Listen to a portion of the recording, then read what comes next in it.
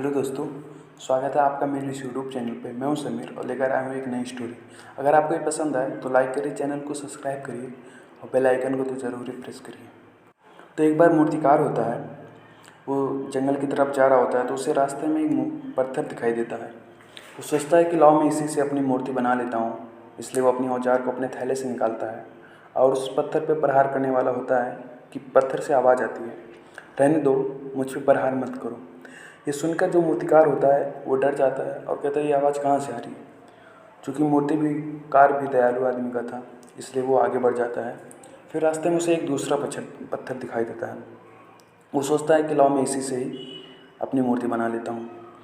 फिर वो अपनी औजार को निकालता है और उस पत्थर पर भी प्रहार करने वाला होता है, पर उससे कोई आवाज़ नहीं आती है। वो अच्छे से मूर्ति को बनाता है, काफ़ी सफाई से।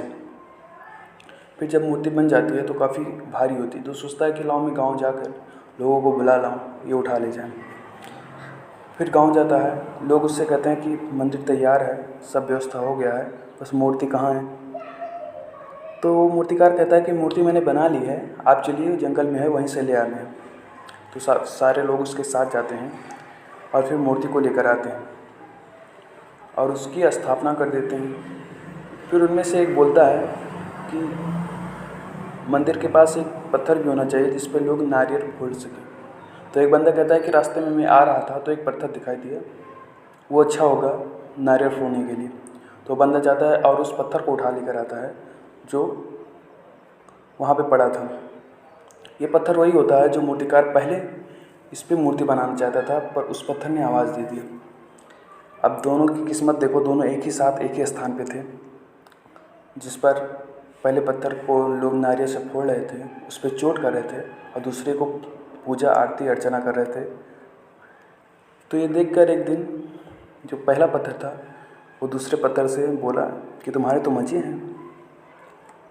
तो उस पत्थर ने कहा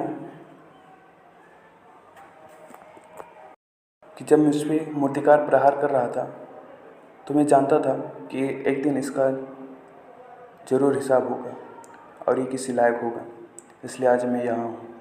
तो दोस्तों, इस कहानी से हमें शिक्षा क्या मिलती है कि ज़िंदगी संघर्ष है। ज़िंदगी में संघर्ष काफ़ी दिन नहीं होते, आप भी इस संघर्ष से कभी ना कभी निकल जाएंगे, पर संघर्ष मत छोड़िए। संघर्ष ही इंसान को कहाँ से कहाँ ले जाता है। इन्हीं बातों के साथ आज के लिए धन्यवाद।